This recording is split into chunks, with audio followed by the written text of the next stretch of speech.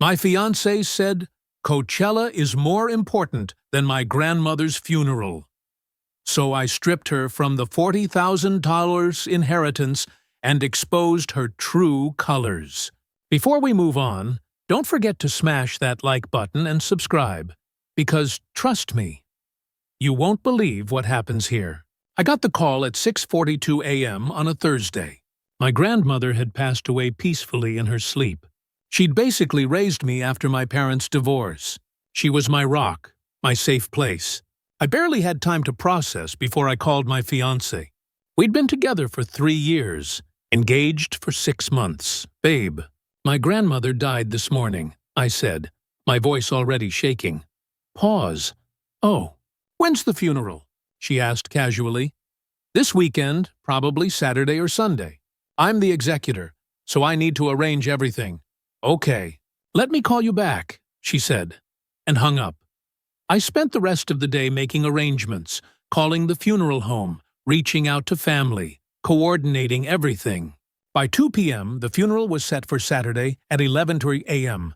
I texted her. Funeral Saturday, 11:30 a.m. I'll send details. At 5:18 p.m., her reply came, so I can't make Saturday. My Coachella tickets were $850 and they're non-refundable. Your grandma would totally understand. I'll light a candle for her at the festival. Sorry, babe.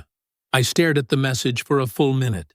My grandmother, the woman who taught me to drive, paid for my college textbooks, and came to every single baseball game I ever played, was gone. And my fiancé was choosing a music festival over saying goodbye. I typed back calmly. Understood. Her reply, OMG, thank you for being so chill about this. Love you, I didn't respond.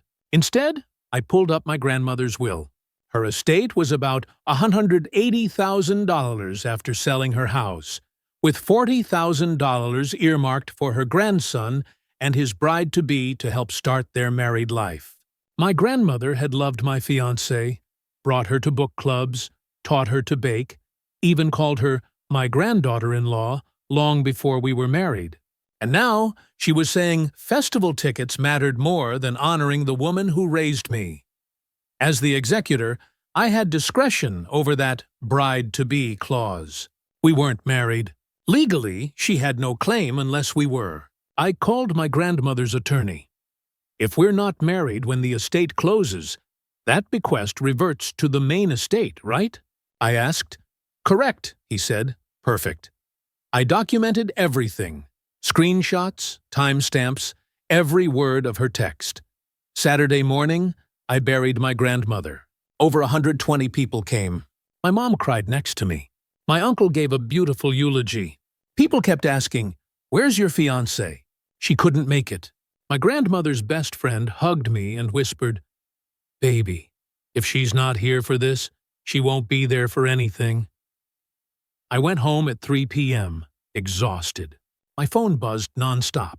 32 messages from her. How did it go? I'm sure it was beautiful. Miss you, BW. My mom was asking about the inheritance. LOL. My grandmother had been in the ground for just 4 hours, and she was already thinking about spending her money. I turned off my phone, ordered pizza, and tried to sleep. Sunday evening, she let herself in with her tea, tanned, happy, and wearing her Coachella wristbands. "Babe, I missed you so much," she said, trying to hug me. I stayed on the couch.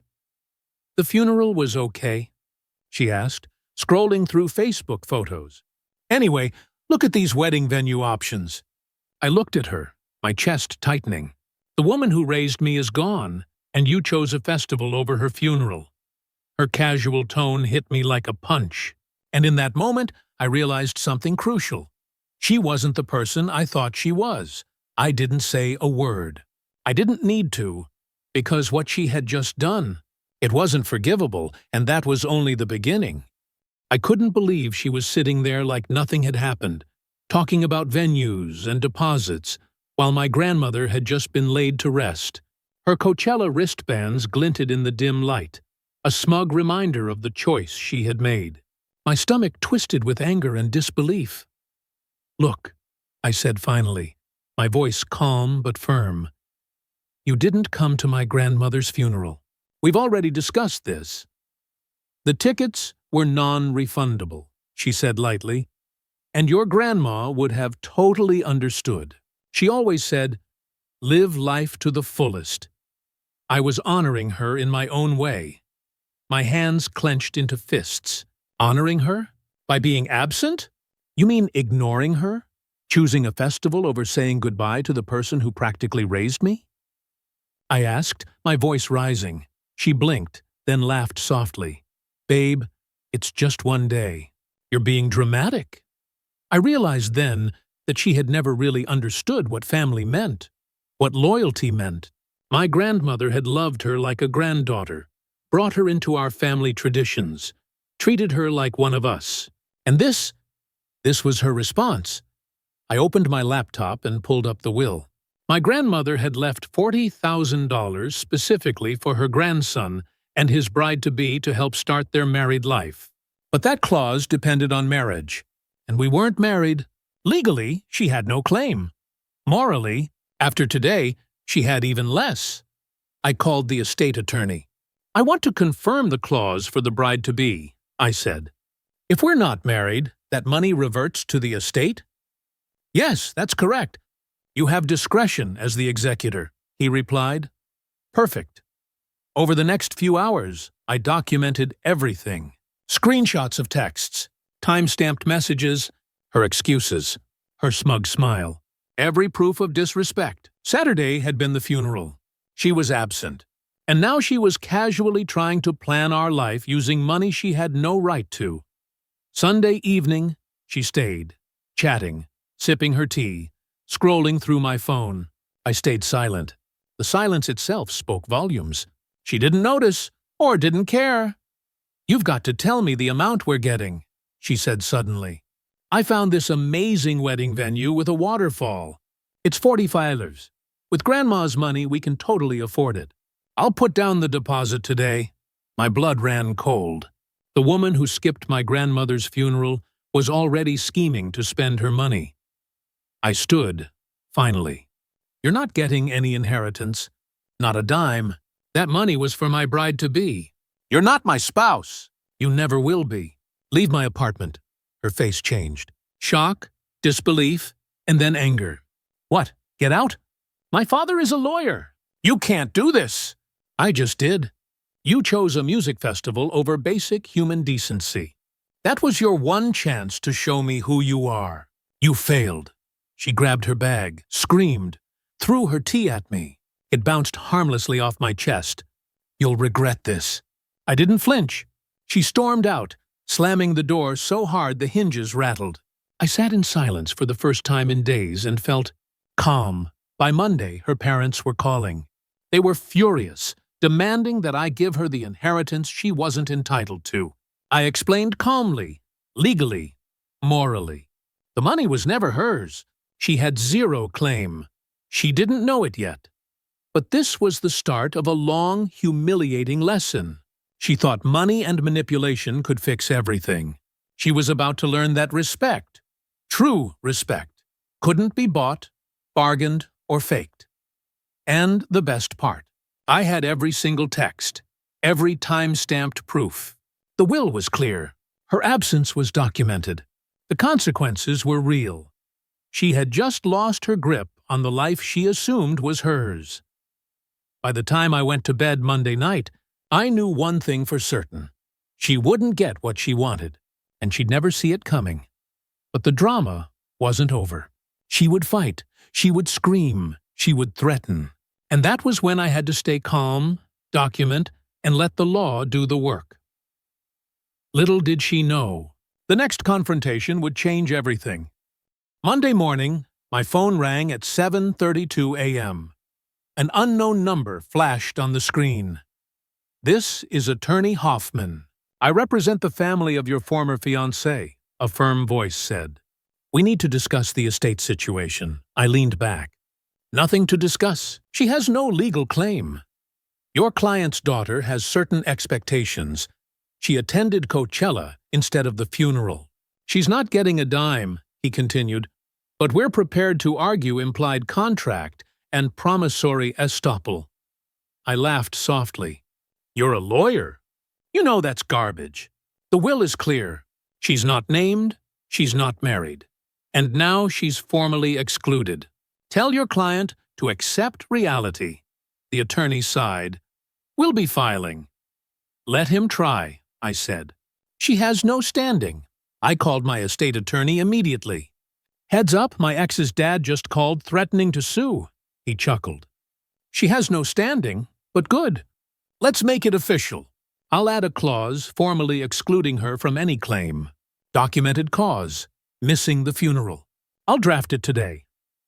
Tuesday evening, she showed up at my apartment building, waiting in the parking lot, ambushing me. We need to talk about the money, she said. Her voice was honeyed, persuasive. My dad says your dad has no idea what he's talking about. That $40,000 is legally mine. Not legally. Not morally. You chose Coachella over a funeral. You're done here. Leave. Her face contorted.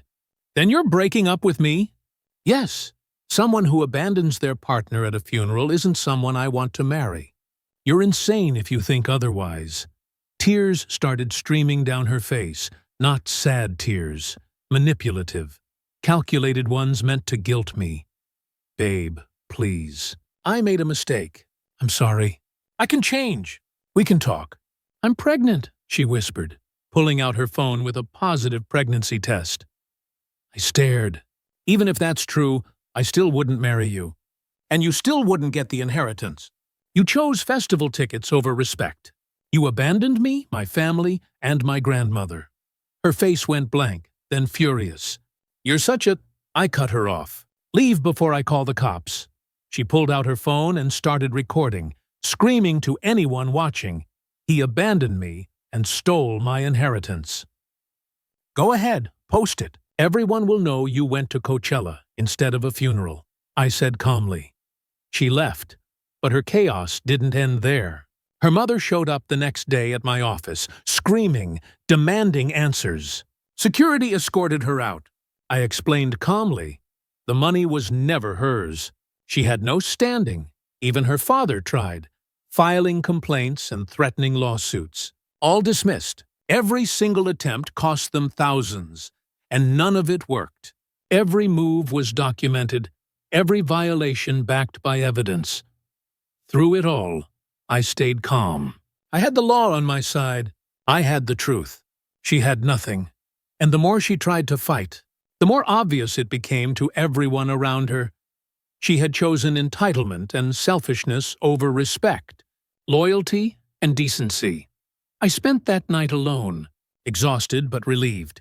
For the first time in days, I felt like I was finally honoring my grandmother, protecting what she had wanted, protecting the respect she deserved. I knew one thing. The legal battle was just beginning. The emotional war had only just started. But I was ready. I had everything documented. I had proof. And no matter what tantrums or threats she threw at me, the truth would win. And it would all come to a head at the will reading, where she would see, in front of everyone, exactly what she had lost. Wednesday afternoon, the will reading was set for 2:00 p.m. in a small conference room at the attorney's office. I arrived 15 minutes early. My mom and uncle were already there. We filled one side of the table. At 2:04 p.m., my ex walked in, flanked by her parents. She looked like she was going to court. Conservative dress, minimal makeup, hair pulled back, playing the grieving almost granddaughter-in-law. Her mom glared daggers, her dad smugly surveying the room as if he'd found a loophole. The attorney began. Thank you all for coming. Let's proceed with the reading of the last will and testament. He went through the standard legal language, then the specific bequests. To my daughter, I leave my home and its contents, totaling $60,000. My mom nodded, tears in her eyes. To my son, $60,000 and my collection of first edition books. My uncle squeezed his wife's hand. To my beloved grandson, I leave $40,000, my grandmother's wedding ring set, and a personal letter to be delivered separately. I nodded, holding my breath. The attorney paused. The will originally contained a provision for $40,000 to my grandson and his bride-to-be. However, as no marriage has occurred, and the executor has exercised discretionary authority, this bequest reverts to the primary beneficiary. My ex's mouth dropped open. Furthermore, the attorney continued, producing another document, the following individual is formally excluded from any claim to this estate. X's full legal name. Reason: failure to attend funeral services, choosing instead to attend a music festival. This demonstrates fundamental disrespect for the decedent and disqualifies her from any benefit under this will. Her face shifted from red to white to red again. She opened her mouth, tried to protest. "Ma'am, please sit," her dad said, gripping her arm. The attorney read verbatim from the documented evidence. Her exact words, time-stamped, refusing to attend the funeral due to Coachella tickets. The room was silent, the weight of her actions sinking in. My ex's tears started, real this time, but it was too late. The law, the documentation, and my grandmother's intentions were all on my side. She had nothing. My mom finally spoke. Just one day. Just one day. That's all it would have taken. Her voice was quiet, but powerful, echoing the truth that everyone in the room felt. The attorney concluded, "All paperwork is now complete.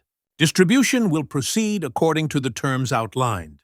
We signed the final documents. In about 3 weeks, I would receive the $40,000 that was rightfully mine as the executor.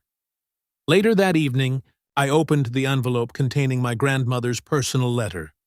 "My dearest boy, if you're reading this, I'm gone. Don't be too sad.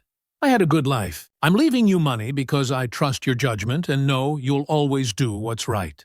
If you're married, I'm happy. If not, I trust there's a good reason. Trust your gut. Don't let anyone take advantage of your kindness. Family is who shows up, not just who says they will. Love you forever, Grandma." I sat there, tears running quietly down my cheeks. She'd known. Somehow, she'd known I'd need her permission to do what was right. My ex texted later that night from a new number. "I hope you're happy. You destroyed my life over one mistake." I replied, "You destroyed your own life when you chose $850 over basic human decency." I documented it. She tried lawsuits, all dismissed. Thousands spent. Nothing gained. She moved back with her parents, humiliated and broke. Attempts at manipulation, crowdfunding, and threats failed miserably. I used the $40,000 as a down payment on a small house. 2 bedrooms, a yard, a home of my own. My grandmother's letter now hangs framed in the living room. My mom visits every Sunday. We talk, laugh, and remember her.